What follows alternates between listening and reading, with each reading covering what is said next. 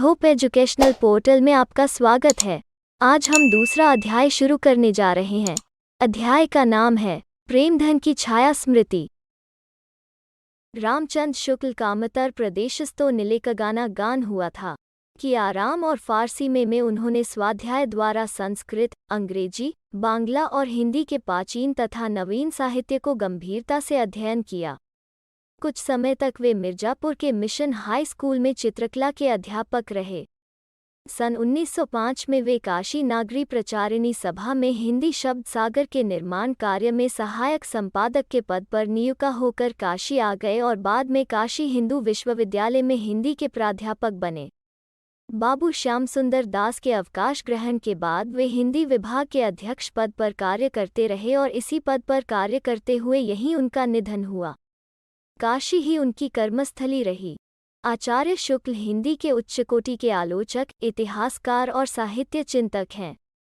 विज्ञान, दर्शन, इतिहास, भाषा विज्ञान, साहित्य और समाज के विभिन्न पक्षों से संबंधित लेखों, पुस्तकों के मौलिक लेखन, संपादन और अनुवादों के बीच से उनका जो ज्ञान संपन्न व्यापक व्यक्तित्व उभरता है, वो बेजोड़ है।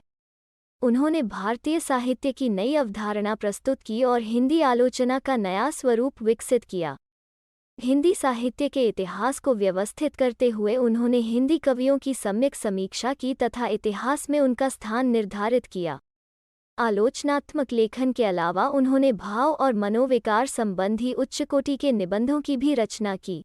शुक्ल जी की गद्य शैली विवेचनात्मक है, जिसमें विचारशीलता, सूक्ष्म तर्क योजना तथा सहृदयता का योग है।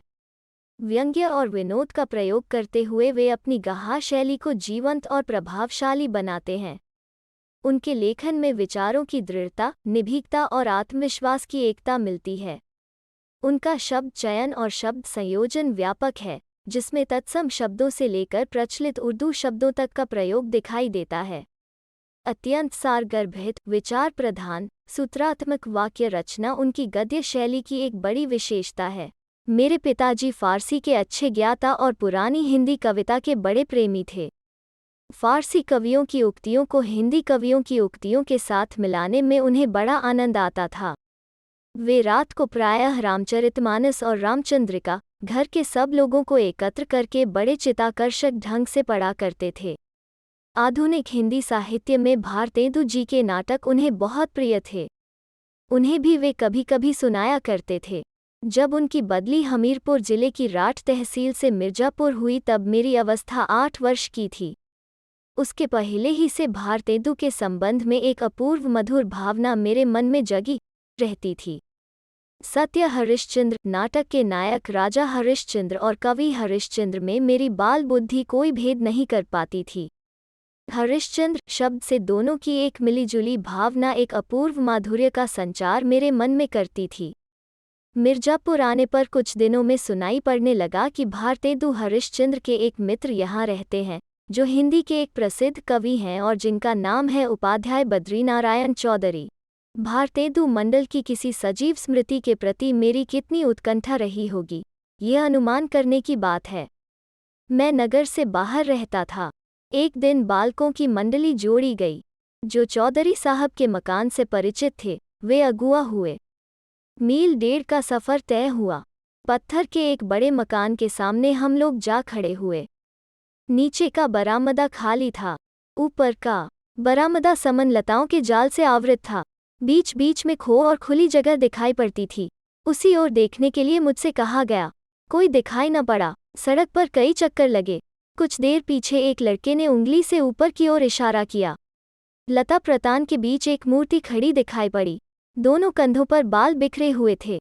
एक हाथ खभे पर था। देखते ही देखते यह मूर्ति दृष्टि से ओझल हो गई। बस यही पहली झांकी थी। ज्यों-ज्यों मैं सयाना होता गया, त्यों-त्यों हिंदी के नूतन साहित्य की ओर मेरा झुकाव बढ़ता गया। क्वींस कॉलेज में पढ़ते समय स्वर्गीय बा. रामकृष्ण वर्मा मेरे पिताजी के सहपाठियों में थे। भारत जीवन प्रेस की पुस्तकें प्रायः मेरे यहाँ आया करती थी, पर अब पिताजी उन पुस्तकों को छिपाकर रखने लगे। उन्हें डर हुआ कि कहीं मेरा चित्त स्कूल की पढ़ाई से हट न जाए, मैं बिगड़ न जाऊं। उन्हीं दिनों केदारनाथ जी पाठक ने एक हिंदी पुस्तकालय खोला था।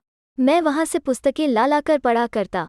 एक बार एक आदमी साथ करके मेरे पिताजी ने मुझे एक बारात में काशी भेजा। मैं उसी के साथ घूमता फिरता चौखंभा की ओर जा निकला। वहीं पर एक घर में से पम केदारनाथ जी पाठक निकलते दिखाई पड़े। पुस्तकालय में वे मुझे प्रायः देखा करते थे। इससे मुझे देखते ही वे वहीं खड़े हो गए।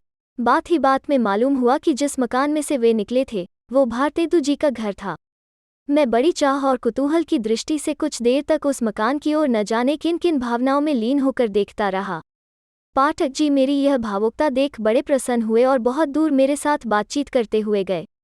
भारतेदु जी के मकान के नीचे का यह हृदय परिचय बहुत शीघ्र गहरी मैत्री में परिणत हो गया। 16 वर्ष की अवस्था तक पहुँचते पहुँचते तो समवयस्क हिंदी प्रेमियों की एक खासी मंडली मुझे मिल गई, जिनमें श्रीयुत काशी प्रसाद जी जायसवाल, बा भगवान दास जी हालना, पम बद्रीनाथ गौंड, पम उमाशंकर द्विवेदी मुख्य थे। हिंदी के नए पुराने लेखकों की चर्चा बराबर इस मंडली में रहा करती थी। मैं भी अब अपने को एक लेखक मानने लगा था। हम लोगों की बातचीत प्रायः लिखने पढ़ने की हिंदी में हुआ करती, जिसमें निस्संदेह इत्यादि शब्द आया करते थे। जिस स्थान पर मैं रहता था वहां अधिकतर वकील, मुख्तारों तथा कचहरी के अफसरों और अमलों की बस्ती थी। ऐसे लोगों के उर्दू कानों में हम लोगों की बोली कुछ अनोखी लगती थी। इसी से उन्होंने हम लोगों का नाम निस्संदेह लोग रख छोड़ा था। मेरे मोहल्ले में कोई मुसलमान सब जज आ गए थे। एक दिन मेरे पिताजी खड़े खड़े उनके साथ कुछ बातचीत कर रहे थे। इसी बीच मैं उधर जा निकला। पिताजी ने मेरा परिचय देते हुए उनसे कहा, इन्हें हिंदी का बड़ा शौक है। चट जवाब मिला। देखते ही इस बात से वाकिफ हो गया।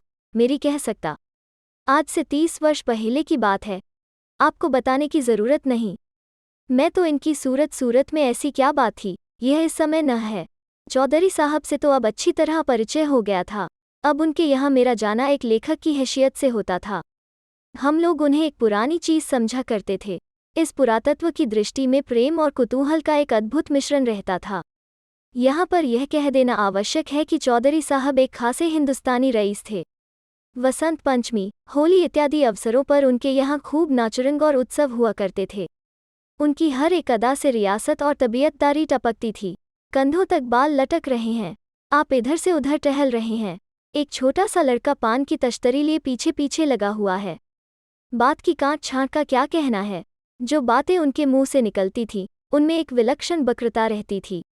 उनकी बातचीत का ढंग उनके लेखों के ढंग से एकदम निराला होता था। नौकरों तक के साथ उनका संवाद सुनने लायक होता था।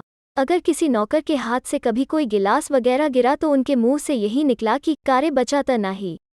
उनके प्रश्नों के पहले क्यों साहब अक्सर लगा रहता था।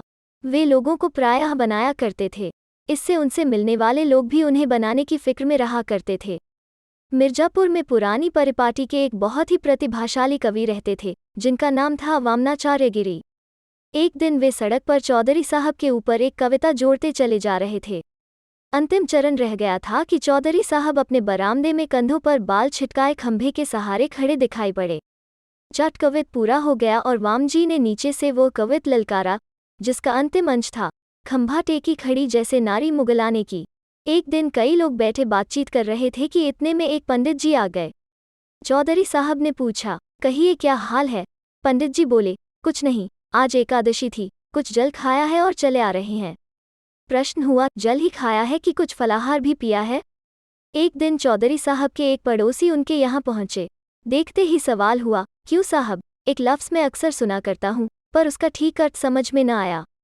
आखिर घन चक्कर के क्या मानी है, उसके क्या लक्षण हैं। पड़ोसी महाशय बोले, वाह, यह क्या मुश्किल बात है। एक दिन रात को सोने के पहले कागज़ कलम लेकर सवेरे से रात तक जो जो काम किए हों लिख जाइए और पढ़ जाइए। सब मेरे सहपाठी पम लक्ष्मी नारायण चौबे, बा भगवान दास हालना, बा भगवान दास मास्टर। इन्होंने उर्दू बेगम नाम की एक बड़ी ही विनोदपूर्ण पुस्तक लिखी थी, जिसमें उर्दू की उत्पत्ति, प्रचार आदि का वृतांत एक कहानी के ढंग पर दिया गया था इत्यादि। कई आदमी गर्मी के दिनों में छत पर बैठे चौधरी साहब से बातचीत कर रहे थे। चौधरी साहब के पास ही एक लैंप जल रहा था। लैंप की बत्ती एक बार भभकने लगी। चौधरी साहब नौकरों को आवाज़ देने लगे। मैंने चाहा कि बढ़कर बत्ती नीचे गिरा दूं, पर लक्ष्मी नारायण ने तमाशा देखने के विचार से मुझे धीरे से रोक लिया। चौधरी साहब कहते जा रहे हैं, अरे जब फूट जाए तबे चलत आवह। अंत में चिमनी ग्लोब के सहित चकनाचूर हो गई। पर चौधरी साहब का हाथ लैंप की तरफ न बढ़ा। उपाध्याय जी नागरी को भाषा मानते थे और बराबर नागरी भाषा लिखा करते थे। उनका कहना था कि नागर अपभ्रंश से जो शिष्ट लोगों की भाषा विकसित हुई वही नागरी कहलाए। इसी प्रकार वे मिर्जापुर न लिखकर मीरजापुर लिखा करते थे, जिसका अर्थ वे करते थे लक्ष्मीपुर मीर समुद्रजा पुत्री। हमारे चैनल होप एजुकेशन पोर्टल को सब्सक्राइब करें। हमारे नए वीडियो की तत्काल सूचना के लिए घंटी के आइकन पर क्लिक करें।